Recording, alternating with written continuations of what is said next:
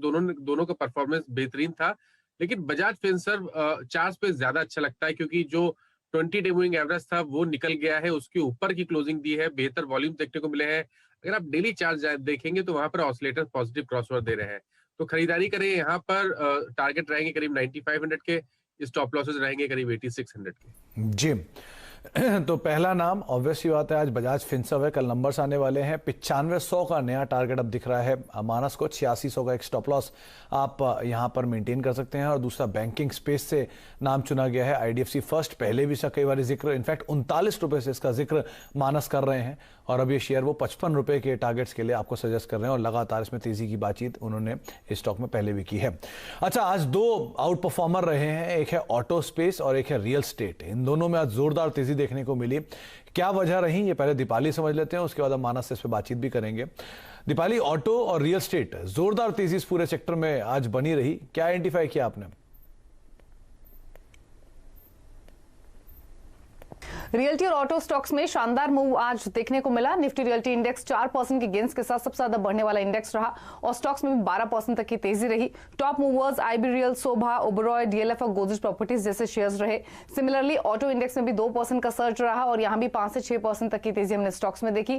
Tata Motors जो कि strong performer रहा है, वहां पर सबसे ज्यादा गेंस थे। इसके अलावा Ashok Leyland, TVS Motors, Hero Moto, Bajaj Auto, यहाँ पे काफी स्ट्रॉन्ग मोमेंटम रहा है। इनफैक्ट रियल्टी और ऑटो ये दोनों ही ऐसी पॉकेट्स है जहां पर स्टॉक्स 2 साल या उससे ज्यादा के हाईस पर ट्रेड हो रहे हैं और लगातार पिछले 2 महीने में हमने कांस्टेंट बाइंग देखी है, हर डिप पर बाइंग आते हुए देखी है। बेटर अर्निंग्स का आउटलुक और आगे की पिक्चर बेहतर होती हुई दिख रही है, इसीलिए यहां पर खरीदारी हुई है। रियल्टी की अगर पहले बात करें तो अक्टूबर, नवंबर, दिसंबर इस पीरियड के दौरान जो रेजिडेंशियल सेल्स हैं वो काफी स्ट्रॉन्ग रही हैं, स्पेशली मेट्रोज में, और नए नए लॉन्चेस भी कंपनियां आगे प्लान कर रही हैं। डिमांड इंक्रीज हुई है उसके कारण और एक्सपेक्टेशंस ये हैं कि 2021 में जो ऑफिस एरिया सेल्स हैं वो भी फर्दर इंप्रूव होंगी और एक अनुमान ये भी लगाया जा रहा है कि सेकेंड हाफ में या फिर towards end of this calendar year price hike भी हो सकते हैं प्रॉपर्टीज के। तो ये एक स्ट्रॉन्ग मोमेंटम का कारण बना है इस पूरे स्पेस में, अच्छे अर्निंग्स और बेटर आउटलुक। सिमिलरली ऑटो में भी जो अक्रॉस सेगमेंट सेल्स रही हैं क्वार्टर 3 में वो काफी स्ट्रॉन्ग रही है, फिर चाहे वो ट्रैक्टर सेगमेंट हो, मोटरसाइकिल्स हो या फिर कार्स ही क्यों ना हो। और रॉ मटेरियल कॉस्ट हालांकि इन कंपनियों की बड़ी है मेटल प्राइसेस के सर्ज होने की वजह से, लेकिन उसको भी कंपनियां ऑफसेट करने के लिए वेरियस मेजर्स ले रही हैं, जिसमें से एक है प्राइस हाइक। तो अब अनुमान यही लगाया जा रहा है कि एक तो अर्निंग्स बेटर हो रही हैं इन दोनों ही सेक्टर्स की और आगे का आउटलुक काफी बेहतर होता हुआ दिख रहा है, इसीलिए हर डिप पर इस पूरे स्पेस में हम बाइंग इमर्ज होते हुए दिख रहे हैं। तो ऑटो में आप किसी भी गिरावट में तेजी देख रहे हैं और रियल स्टेट तो वैसे भी आज का स्टार परफॉर्मर रहा और रियल स्टेट में भी आज सबसे ज्यादा तेजी थी डीएलएफ के अंदर। 300 रुपए के करीब तक ये स्टॉक गया और एक अच्छा खासा उछाल और ट्रिगर बना इंडिया बुल्स रियल स्टेट के नंबर, जो कि 11 साढ़े 11% के उछाल के साथ आज बंद हुआ। मानस आईबी रियल जिसके नंबर्स आए और डीएलएफ जो कि तेजी में था, इन दोनों पर आप क्या राय रखते हैं? देखिए, इंडिया बुल रियल एस्टेट की जहां तक बात है, यहाँ पर तो आप अगर टेक्निकली देखेंगे तो एक क्लासिक पैटर्न बन रहा है, हाई टॉप्स हायर बॉटम्स का। हर गिरावट पे 20 डे मूविंग एवरेज पे सपोर्ट लेता है स्टॉक और फिर नया हाई बनता है। मैं अब उम्मीद करता हूँ कि शायद जो पिछले स्विंग हाई थे 91 रुपीज के, वो ब्रेक होंगे। स्टॉक 95 के आसपास जाने की कोशिश करेगा, तो 87 के भाव चल रहे हैं, करंट लेवल्स पे खरीदारी करिए 81 के स्टॉप लॉस से। देखिए, एफएनओ स्पेस में तो सबसे बेहतरीन इस टाइम करंट अगर आप सिचुएशन देखेंगे तो उसमें तो डीएलएफ ही लगता है। एक फ्रेश ब्रेकआउट दिया है, हाई लेवल पे थोड़ा प्रॉफिट बुकिंग देखने को मिला, बट फिर भी पैटर्न और क्लोजिंग बेहतरीन है। मैं समझता हूँ कि शायद अब 310 के स्तर के आपको टारगेट सेट करने हैं। करंट लेवल्स पे खरीदारी करिए 280 के स्टॉप लॉस के साथ। तो 280 का एक स्टॉप लॉस आप मेंटेन करें और आप डीएलएफ पर अपनी रणनीति बना सकते हैं। क्लोज स्टॉप लॉस है लेकिन तेजी रह सकती है। अच्छा, रियल्टी के बाद दूसरा बड़ा नाम आता है ऑटो स्पेस में, वो है टाटा मोटर्स। 5% की तेजी, पहले तेजी आई, तेजी को ऊपरी लेवल पे थोड़ी सी बिकवाली 272 73, वो भी इजीली सरेंडर नहीं कर रहा था, लेकिन कल के सत्र में एक तेज बिकवाली थी और आज वापस स्ट्रॉन्ग पुल बैक। क्या किया जाए टाटा मोटर्स में? देखिए, कल का जो पैटर्न था, मतलब जो लास्ट ट्रेडिंग सेशन का पैटर्न था, वो थोड़ा वीक था, तो ऐसा लग रहा था कि शायद टाटा मोटर्स थोड़ा करेक्ट होगा, मे बी 230 के आसपास तक आएगा और वो बेहतरीन मौके भी होते टाटा मोटर्स को कमिट करने के लिए, क्योंकि जो अंडरटोन है वो बुलिश है। लेकिन आज के पैटर्न को देख के लगता है कि शायद वो लेवल नहीं देखने को मिलेंगे और एक ब्रेकआउट देखने को मिलेगा। तो मेरे हिसाब से टाटा मोटर्स में अगर लॉन्ग पोजीशन आपकी है तो आप टाटा मोटर्स में लॉन्ग पोजीशन बना के रखिए, 240 का स्टॉप लॉस रखिए। फ्रेश लॉन्ग बनाने हैं आपको 262 के ऊपर। 262 के ऊपर जब भी निकलेगा तब आपको वहां पर फ्रेश लॉन्ग बनाने हैं। 290 के टारगेट के लिए। जी, तो 290 ये आपके लिए टारगेट्स रहेंगे और आप फ्रेश लॉन्ग यहां पर अकॉर्डिंगली बना सकते हैं। अच्छा मानस, एचडीएफसी लिमिटेड आज यहां पर भी बहुत स्ट्रांग परफॉर्मेंस है। रादर पूरे एनबीएफसी में तेजी थी, तो Bajaj finance, Finserv, mid cap NBFC सब में तेजी थी। तो एचडीएफसी लिमिटेड एक नाम है और दूसरा हिंडाल्को मेटल स्पेस से ये आज कमांड ले रहा था, लीड कर रहा था। इन दोनों में क्या किया जाए? देखिए एचडीएफसी लिमिटेड की जहां तक बात है, पैटर्न में कोई प्रॉब्लम नहीं है। 3-4 दिन का करेक्शन देखने को मिला, 20 डे मूविंग एवरेज पे सपोर्ट लिया, फिर वी शेप रिकवरी देखने को मिली। लेकिन मेरे को ज्यादा कंफर्ट आता है जब एचडीएफसी लिमिटेड 2685 के ऊपर निकले तब। 2685 के ऊपर निकलेगा तो शायद आपको वहां से 150 रुपए का देखने को मिलेगा।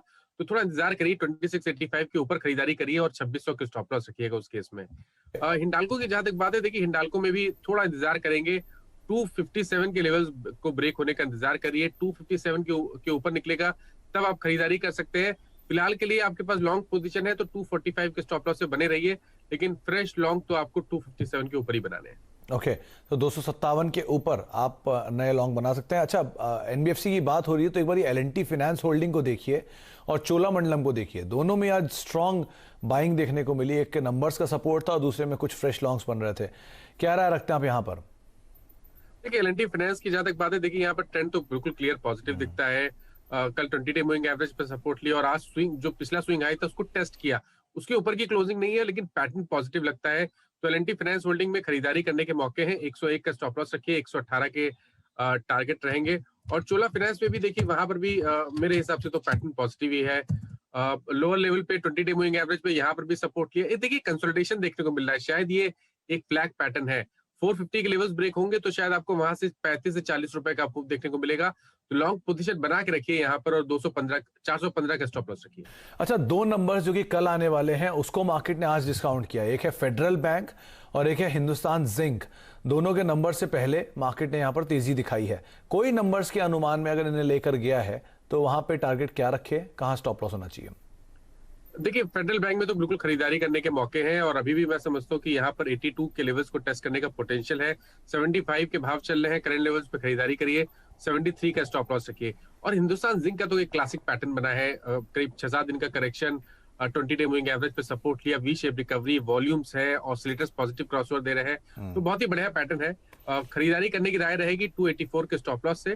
टारगेट करीब 320 से लेकर 325 की रेंज में रहेंगे। जी, तो 320 325 ये नए टारगेट्स, यानी कि अभी भी यहां से रफली 10 से 12% का अपसाइड हिंदुस्तान जिंक में मानस देख रहे हैं। मानस, एक इंडिगो का चार्ट और देखिए। आज वैसे तो एविएशन में दोनों ही शेयर चल रहे थे, स्पाइस जेट और इंडिगो, लेकिन इंडिगो की तरफ से आज आउट परफॉर्मेंस थी। क्या किया जाए यहाँ पर? जो मोमेंटम है, एफ एंड ओ का टॉप गेनर है, 4-4.5% का उछाल है, कहां तक जाएगा ये? आई थिंक ये पिछले हाईज को फिर से टेस्ट करेगा सुमित जी, और 1740 से 1750 के स्तर वापस देखने को मिल सकते हैं। तो खरीदारी कर सकते हैं। 1600 रुपए के नीचे स्टॉप लॉस सकते हैं। चलिए, तो 1600 के नीचे का एक स्टॉप लॉस और आप तेजी में ही जा सकते हैं इंडिगो के साथ। अच्छा, श्रीराम ट्रांसपोर्ट एक और एफ एंड ओ का गेनर मुझसे मिस हो गया। एनबीएफसी स्पेस में वैसे भी आज इतने सारे नाम थे, आप कहीं भी नजर देखिए सभी में ही जोरदार तेजी थी। श्रीराम ट्रांसपोर्ट डे हाई के आसपास ही बंद हुआ, यहाँ क्या किया जाए?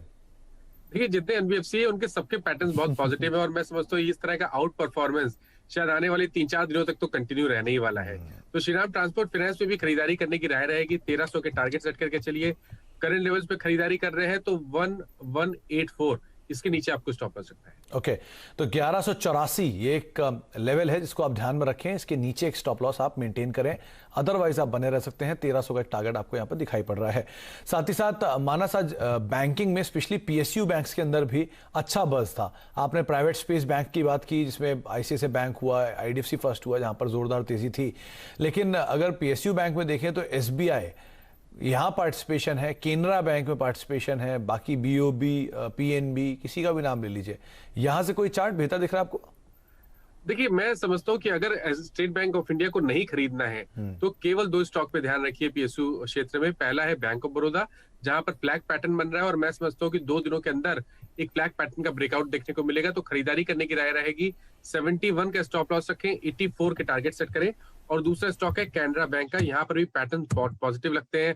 हर डिप पे खरीदारी करिए, 128 का स्टॉप लॉस रखिए और ऊपर की तरफ 155 से 157 के टारगेट सेट करिए। तो बैंक ऑफ बड़ौदा और केनरा बैंक, दो नाम आपको बताए हैं मानस ने। अगर आप पीएसयू में एसबीआई नहीं लेना चाहते हैं तो ये दो नाम आप विकल्प के तौर पे देख सकते हैं।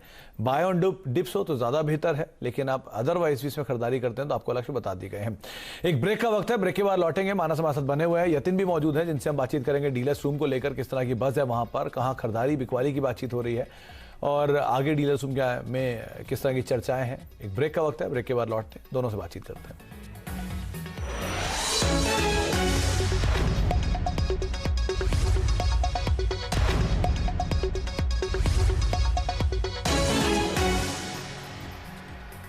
आप देख रहे हैं मार्केट्स टुडे। हमारे साथ मानस जायसवाल मौजूद हैं, दीपाली और यतिन भी मौजूद हैं रोज की तरह, जो कि अलग अलग सेक्टर्स पर या डीलर्स रूम के बस के ऊपर बातचीत करते हैं।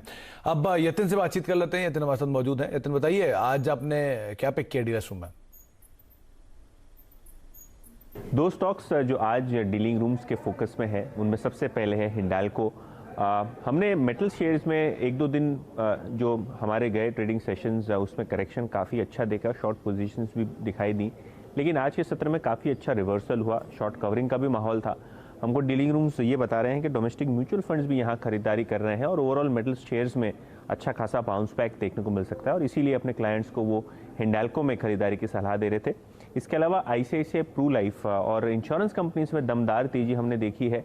इनफैक्ट वॉलेटाइल मार्केट में डीलिंग रूम्स का कहना है कि इंश्योरेंस कंपनीज में ट्रेडिंग में लाभ हो सकता है। और अगर आप आज का एफएनओ का भी डेटा देखें तो आईसीआईसीआई प्रू लाइफ के जनवरी सीरीज में वायदे बाजार में लगभग 7% का एडिशन हुआ। फ्रेश लॉन्ग्स यानी कि तेजी की पोजीशंस देखने को मिली और डीलिंग रूम्स का कहना यह है कि 530 से लेकर 535 तक के टारगेट्स ट्रेडिंग के लिहाज से इस शेयर में देखने को मिल सकते हैं। तो दोनों ही हिंडाल्को और आईसीआईसीआई प्रू लाइफ पे खरीदारी की सलाह आ रही है डीलिंग रूम से। तो हिंडाल्को और आईसीआईसीआई प्रूडेंशियल, ये दो ऐसे नाम हैं जिसके ऊपर डीलर्स रूम में बाय साइड पे बातचीत हो रही है। हिंडाल्को पे हमने चर्चा ऑलरेडी करी, अब आईसीआईसीआई प्रूडेंशियल नंबर्स वेटेड है। क्या राय रखते हैं माना साहब, आईसीआईसीआई प्रूडेंशियल कैसे दिखने चार्ट आपको? देखिए, स्ट्रक्चर तो पॉजिटिव लगता है, केवल इंतजार है एक रेजिस्टेंस ब्रीच करने का और वो है 519 रुपए। 519 रुपए के ऊपर निकलेगा तो वहां से कम आपको 20 रुपए का अपमूव देखने को मिलेगा। तो अपने जो पिछले स्विंग हाई है स्टॉक उसको टेस्ट करेगा। तो अगर खरीदारी करनी है 519 रुपए के ऊपर करिएगा, 510 के स्टॉप लॉस रखिएगा और उस केस में 540 तक के टारगेट्स पॉसिबल है जी। तो 20 रुपए की तेजी आएगी, लेकिन 519 का लेवल अगर ब्रीच करता है तो उसके बाद एक बड़ा मूव यहां पे आप एक्सपेक्ट कर सकते हैं, तब एक अच्छी तेजी देखने को मिल सकती है। बहुत बहुत शुक्रिया मानस आपका भी, यतिन और दीपाली आपका भी हमारे साथ मौजूद रहने के लिए, सभी शेयरों पर बाजार पर चर्चा करने के लिए। लेकिन जो अब तक बातचीत हुई वो आपको बताते हैं। मानस ने ये बात साफ की है कि आप बाजार में तेजी रखिए और तेजी के लिए निफ्टी और निफ्टी बैंक दोनों में ही अच्छा मूव आएगा। रादर निफ्टी बैंक को 33,000 के ऊपर के टारगेट वो देख रहे हैं, 33,200 का नया टारगेट रहेगा, 32,000 का एक स्टॉप लॉस मेंटेन करें। इसके अलावा निफ्टी के लिए जो टारगेट दिए जा रहे हैं करीब 14,650 के हैं, 14,400 का एक स्टॉप लॉस यहाँ पर आप मेंटेन करके चल सकते हैं। मानस ने जो खुद की कॉल दी है उसमें भी बैंक्स और एनबीएफसी को उन्होंने आइडेंटिफाई किया है। एक है बजाज फिनसर्व जिस पर उन्होंने दाव लगाने की बात की 9500 रुपये के टारगेट के लिए, और दूसरा है आईडीएफसी फर्स्ट जहाँ पे 55 रुपये के टारगेट के लिए आप खरीदारी कर सकते हैं। 47.60 का 47.50 का एक स्टॉप लॉस मेंटेन करें। डीएलएफ रियल एस्टेट स्पेस से 310 रुपये के टारगेट के लिए आप खरीदारी कर सकते हैं, 280 का एक स्टॉप लॉस यहाँ पर मेंटेन करके चल सकते हैं। मानो से लगता है कि यहाँ पर एक अच्छी तेजी रहेगी। और इसके अलावा एसबीआई 84 रुपये के टारगेट के लिए, एसबीआई में आप अच्छी मूव आने वाले समय में देख सकते हैं। साथ ही साथ श्रीराम ट्रांसपोर्ट में भी एक बेहतरी का अनुमान उनको लग रहा है कि यहाँ से भी आप अपसाइड खुलता हुआ देखेंगे, लेकिन 1170 के आसपास का एक स्टॉप लॉस वहाँ पर मेंटेन कर सकते हैं। चले इसी नोट के साथ अब मार्केट टुडे में फिलहाल इतना ही, लेकिन आप क्योंकि बाजार में बड़ी तेजी देखी जा चुकी है तो ध्यान से संभल कर आप अपनी रणनीति को रखिएगा और नंबर्स जो आ रहे हैं उनको कीनली वॉच करिएगा और स्टॉप लॉस को स्ट्रिक्टली फॉलो करिएगा। नमस्कार।